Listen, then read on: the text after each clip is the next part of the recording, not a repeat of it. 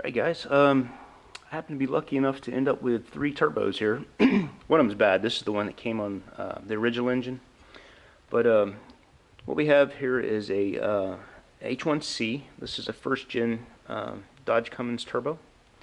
What we have here is a HX35, which is a second gen Cummins turbo off of Dodge. And this is an HE351, which is a third gen turbo off of Dodge. I'm going to go with this turbo. I've already made up my mind as long as I can make it work with this manifold over here. This is the setup I want to go with. I don't know the exact horsepower levels that these things are at. I know this one right here was probably like 180 horsepower, 160 to 180, something like that. This one came off the my second gen, the one I was rebuilding, and this one was rated at 215 horsepower for the setup. This one from the factory is rated at 325 horsepower, I believe, which is my goal. I want to be right in that area, like 325, 350 out of this 12 valve Cummins. So this is a perfect candidate for what I want. But I just want to do a little comparison and show you the size differences. I don't know the impeller differences. I guess I could show you up on the screen and everything, but as you can tell, this has got the largest compressor impeller. I think that's like, looks like about 60 something millimeters. I don't know.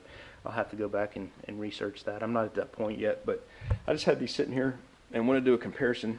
And not only do I want to go with this turbo for the horsepower, but I'll show you in a minute what's real important for my setup.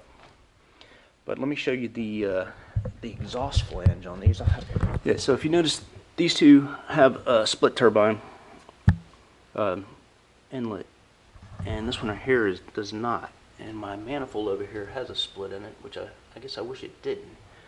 But it should work okay with that. Hopefully it won't make that big a difference. But that's probably the only drawback I see into using this turbo right now. And let you see the exhaust outlet size there.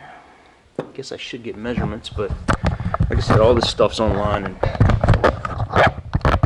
if you want all the numbers and everything. But as far as a visual appearance, this is a good opportunity, I guess, to see the difference. I don't want to bend that because I'll end up messing it up, so I'm not going to touch that. So let me show you the real. Besides the horsepower level that this thing handles stock, which won't be stressing it out too bad at 350 horsepower. One of the major reasons. Let me go over here and show you. Here's the downpipe for my. It came off the 6.4 that came in my truck, which happens to be a 4-inch V-band on there. And just so happens that this turbo accepts a 4-inch band. Perfect match. So I don't have to buy anything new there, and it matched up perfect. So all I got to do, I'm probably going to have to cut the length down. I'll probably have to cut it, yeah, probably somewhere around here, and cut this section out, or somewhere around in here. I have to weigh that out once I get this installed in the vehicle, and I have a better reference of where I need to be on that. Especially since the exhaust is coming out of there and into this other flange. I don't think it's going to matter at all, actually. Let's see how this is going to fit. I think that's going to be a good setup right there. I can't wait to get my head on there, and I can tell exactly what I've got here. Looks like I need it a little bit longer. And that's probably perfect. I think this is going to be a good setup. It may not. I maybe have to relocate this somehow. I know that they make a bracket or something you can do that with. But it looks like the drain's in the right spot. I don't even think I'll have to clock it at all. So, yeah, I'm happy with that setup. That's going to be a good setup, I believe. All right, I'm ready to get this thing back together. As you can see, I I hit it with a little bit of beige Cummins engine paint. Just kind of lightly coated it. I wasn't very careful with the details of it. I just wanted to get something on besides rust. So I think I'm ready to seal up the bottom end of this thing. Together, my head still hadn't come in. Should be in this week. From the salvage motor over there, my core motor.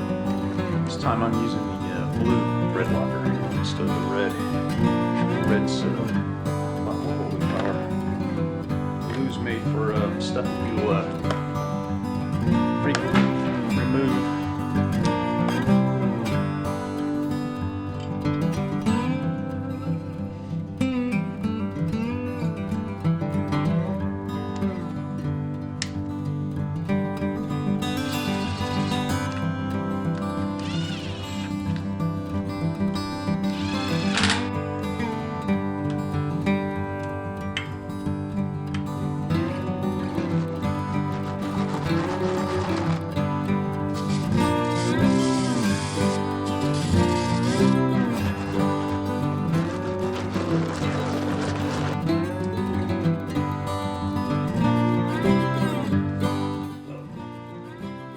Be reusing my head bolts.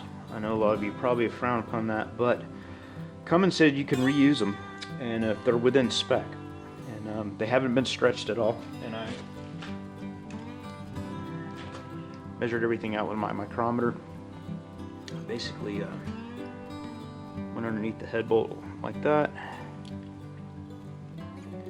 and then measured that to whatever the specification was, and they were way within spec, so I felt confident I could probably reuse these. I'm not going to be, you know, pushing a ton of boost through this engine anyway.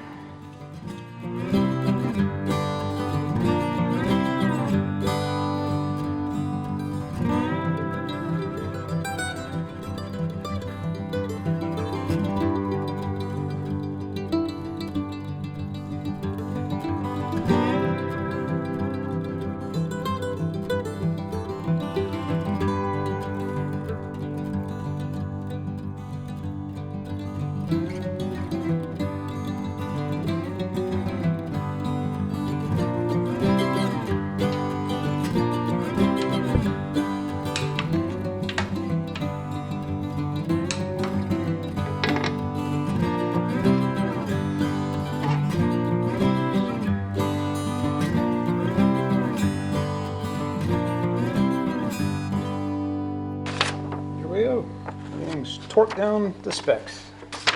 Right, I think I got just enough sealant in there where it's not squishing out, and it's enough to probably, you know, keep the oil from coming out later on. Got a little bit more up in this area, but not too much. Looks like everything's seated well. I guess that about wraps up the bottom here. That is surprisingly easy to do there.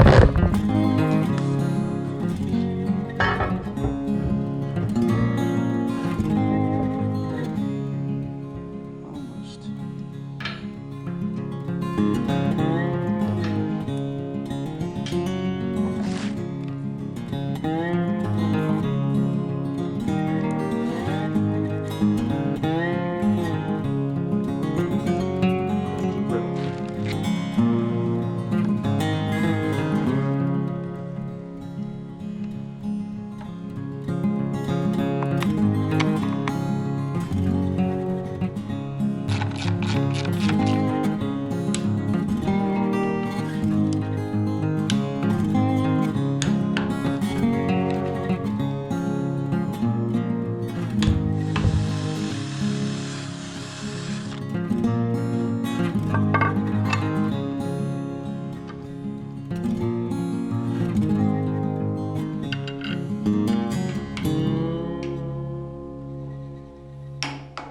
Take this little block off, put it right there so that that dowel pin does not fall out and go into these gears and ruin your motor, because if that thing pops out, it just totally devastates everything in here. So yeah, a little, I think that was like $4 part, And you can make it yourself, but the stainless steel, and for $4, my time's worth more than that, so I just went ahead and bought that. Let me go ahead and pop that in there.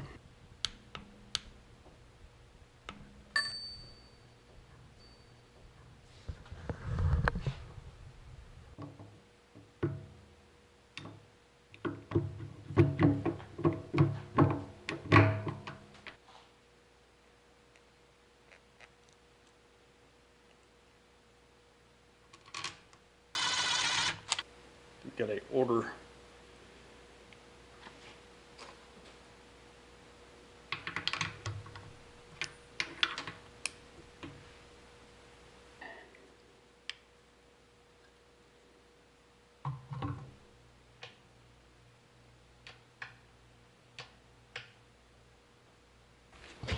Alright guys, I got a bit of a conundrum here. As far as the oil pumps go, it's hard to find a made in USA oil pump, and if you do find one, I think they're like $160. Like, I think Milling makes one.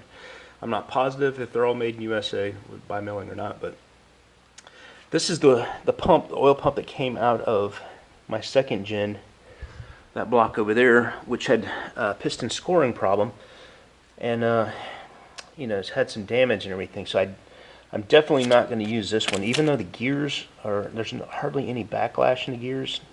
According to Cummins, the backlash is kind of important on these things, and you can see like the backlash between the gears, the backlash between here and the crank. Now flip it over, it doesn't look too bad. I mean, I don't see any obvious damage. I do see some, you know, some little scoring right there, but that pump's out of the question. I wish it was in good shape. From what I've been reading online, you rarely have to replace these because they seem to last. Like there's no, they don't wear out. Now this is something, what's it called? What's the brand name? DNJ. It's an OP1165. This is for a 12 valve or 24 valve. It supposedly has higher volume, and this is a brand new pump that I got. That it was pretty inexpensive, but this doesn't say it's made in China, but I know for a fact that this is a Chinese-made pump. And it just doesn't, like, you see the edges of the rotors and stuff, it just, I don't know, I'm not very confident in this thing. I mean, it would probably work, but if you're going on a long trip, you just don't want to think about this thing in your engine, and it could fail at any minute. So, I mean, this would be a good choice if I felt more confident in it, but I just don't. I don't want to put this in my engine. It's hard to buy stuff without getting Chinese parts. It has more play in it than this one does. Okay, and here is what I have done.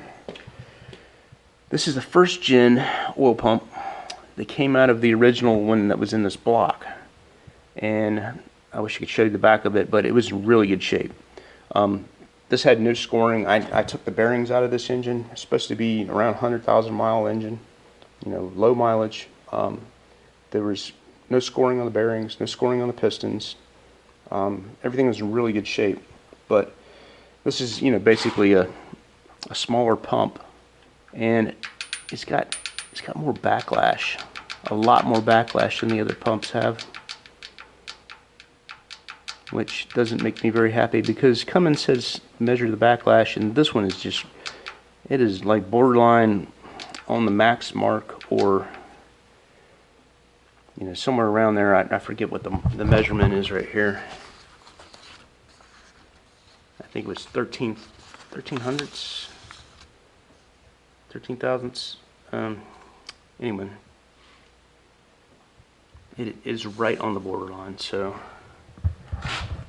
this is the one I feel the most confidence in, even though I'd much rather prefer have a brand new pump. But I think this is easy enough to get into. If I fire this up and it doesn't have enough oil pressure, I can take cover off, put another pump in there. It's not really hard to do. And I'm going to fire this up outside of the truck and get good oil pressure on it and make sure everything's working correctly before I go and take all the time to stick it in the truck. So that's the plan anyway. And if I have good oil pressure within spec, I'm going to keep this pump in here. If it turns out that this thing is low or not within spec, then I'll either maybe put the Chinese pump in or order a milling pump and see if it's a USA made pump with better specs or better tolerances anyway. So that's where I'm at. Love to hear your thoughts on it. And I know this is a very important piece of the engine, and don't want to take chances on it, but that's the one I have the most confidence in right now. So that's the one I'm probably going to fire it up with. Hey, thanks for watching my channel, and if you haven't subscribed already, please do for future updates. Remember, build it, don't buy it.